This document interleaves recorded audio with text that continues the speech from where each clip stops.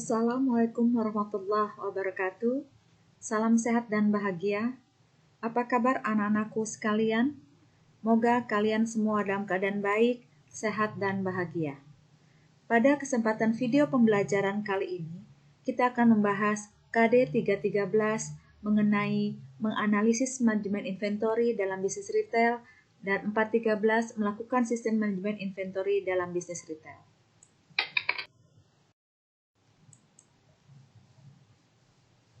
Pada video pembelajaran ini, kita akan membahas pertama, pengertian manajemen inventory, kedua, tujuan dan fungsi manajemen inventory, ketiga, jenis-jenis manajemen inventory, keempat, biaya persediaan, kelima, pengendalian dan pendekatan persediaan, keenam, pencatatan persediaan barang dan metode pencatatan, dan ketujuh yang terakhir, laporan manajemen inventory. Pengertian manajemen inventory dalam bisnis retail. Manajemen inventory berasal dari dua kata, yaitu manajemen dan inventory. Manajemen adalah kegiatan untuk merencanakan, mengorganisasikan, menggerakkan, dan mengawasi atau mengontrol pada perusahaan.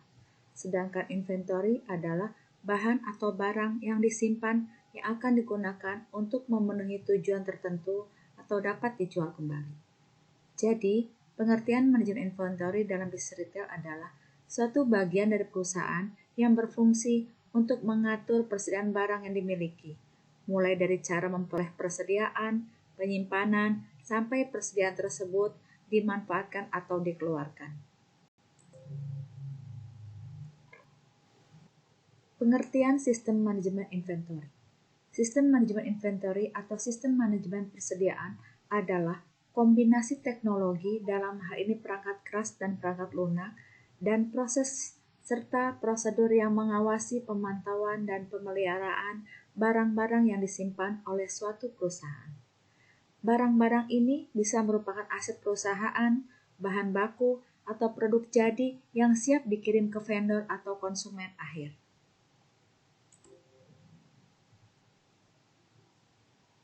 Tujuan manajemen inventory yaitu 1. Tersedianya persediaan atau safety stock, 2. Waktu pengerjaan di produksi lebih optimal karena tidak terburu-buru, 3. Meminimalisir kemungkinan terjadinya keterlambatan pengiriman barang jadi, 4. Dapat menyesuaikan dengan kondisi produksi, 5. Meminimalisir kemungkinan adanya risiko kenaikan harga, 6. Menjamin ketersediaan persediaan bahan produksi di segala musim, 7. Memperoleh potongan harga karena membeli bahan produksi, 8. Menjaga ketersediaan produk untuk konsumen. Selanjutnya, kita akan membahas tentang fungsi inventory. Adapun fungsi-fungsi inventory, 1. Dapat memberikan stok, 2. Menyimbangkan produksi dengan distribusi, 3. Memperoleh keuntungan dari potongan kuantitas atau diskon, 4. Hedging atau membatasi kerugian terhadap inflasi dan perubahan harga, 5. Menjaga kelangsungan operasi dengan cara persediaan dalam proses. Selanjutnya adalah biaya persediaan, terdiri dari 1. Biaya penyimpanan atau holding cost, yaitu biaya yang berkaitan dengan penyimpanan atau carrying persediaan sepanjang waktu tertentu.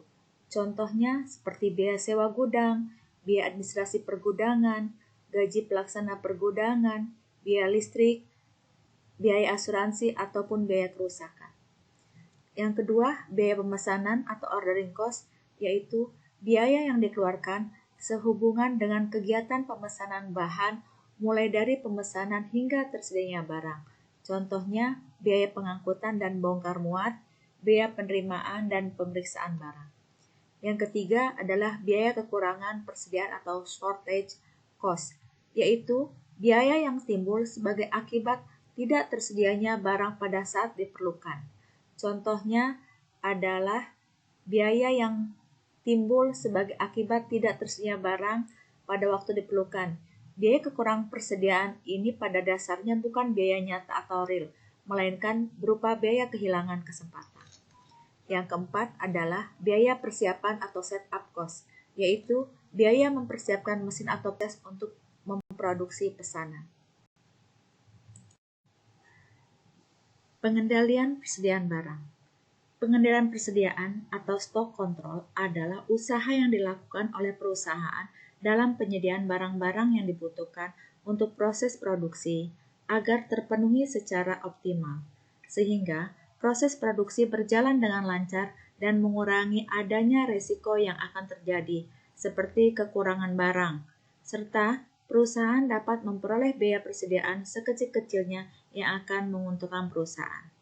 Pengendalian persediaan barang ini dapat meliputi 1. Meminimalkan risiko keterlambatan, waktu kedatangan barang pesanan, jumlah barang yang disimpan, menjamin lancarnya arus barang, di mana dapat mempertahankan stabilitas perusahaan barang yang terkontrol dengan baik, jumlah safety stock, yaitu persediaan untuk berjaga-jaga seandainya terjadi hal yang menghambat proses pengiriman barang selanjutnya. Dan terakhir, dapat memberikan pelayanan yang terbaik. Selanjutnya, pendekatan manajemen inventory. Ada beberapa pendekatan yang digunakan dalam manajemen inventory. 1. Metode Economic Order Quantity atau EOQ, yaitu metode menghitung jumlah unit yang harus ditambahkan perusahaan ke inventaris setiap kali melakukan order. Kedua, metode Periodic Review, yaitu metode di mana jarak waktu antara dua pesanan dalam pengendalian persediaan adalah tetap. Ketiga, Material Requirement Planning (MRP), yaitu suatu rencana produksi untuk sejumlah produk jadi dengan menggunakan tenggang waktu, sehingga dapat ditentukan kapan dan berapa banyak dipesan untuk masing-masing komponen suatu produk yang akan dibuat. Dalam perusahaan dagang, persediaan barang dagang atau merchandise inventory adalah barang yang dibeli dan disimpan sementara dengan tujuan untuk dijual kembali. Pencatatan barang dagang, baik yang masuk ataupun keluar, dilakukan untuk meminimalisir kerugian yang diakibatkan oleh hilangnya barang-barang dagang setelah dibeli, terlebih untuk barang-barang yang dibeli secara kredit. Ada dua sistem pencatatan barang dagang yang digunakan oleh perusahaan barang dagang, yaitu 1. Sistem periodik atau metode fisik atau physical system. 2. Sistem permanen atau perpetual system atau yang dikenal dengan sistem buku. Sistem pencatatan ini menggunakan metode-metode pencatatan tersendiri, tergantung jenis barang dan ketentuan dari perusahaan masing-masing, seperti jenis metode FIFO, LIFO, dan average. Transaksi persediaan barang dagang. Pada perusahaan dagang, transaksi yang dilakukan berbeda dengan jenis perusahaan lainnya. Transaksi yang dilakukan umumnya berkaitan dengan pembelian dan penjualan barang dagang, seperti transaksi pembelian atau purchase.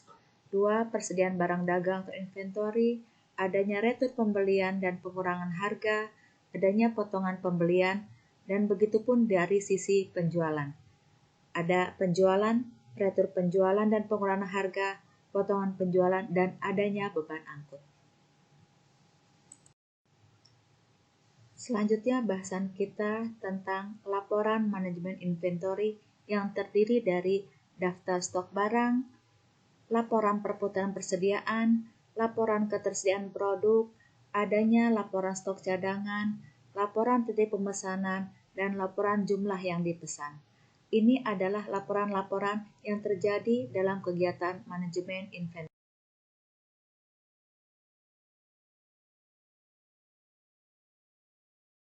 Terima kasih atas perhatian dalam menyimak video pembelajaran ini. Semoga bermanfaat. Tetap semangat belajar untuk meraih masa depan. Ingat, tetap berbuat kebaikan walaupun hanya dengan senyuman. Wassalamualaikum warahmatullahi wabarakatuh. See you.